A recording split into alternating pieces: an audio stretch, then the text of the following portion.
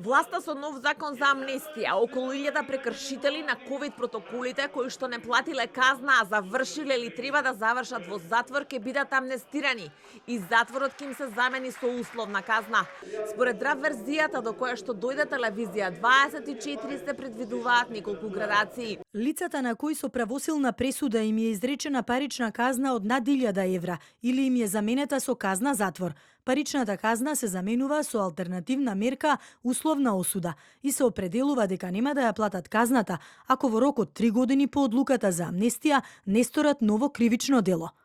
Прекршителите на ковид мерките кои биле парично казнети до 1000 евра ќе бидат амнестирани ако во период од 2 години од амнестијата не сторат ново кривично дело.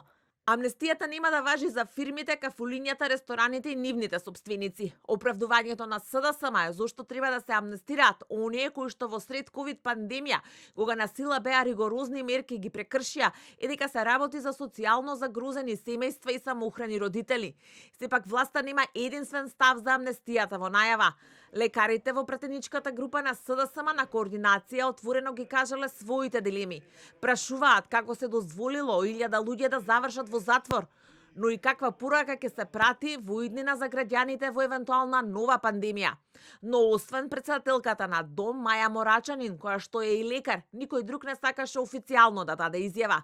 Морачанин за телевизија 24 вели дека е против амнестијата. Мојот став прво како лекар е дека јас сум против таква амнестија на оние луѓе кои што ги прекршувале протоколите за ковид.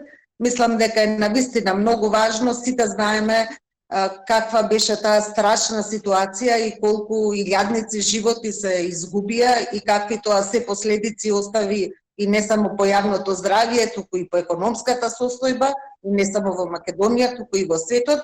И затоа е важно навистина да праќаме јасна порака дека оние мерки, протоколи кои што здравствените институции ги препорачуваат, треба доследно да се почитуваат и тоа треба да важи за сите. Законот ќе добие поддршка од ДУИ, а начално ЗАСЕ и од Алијанса за албанците.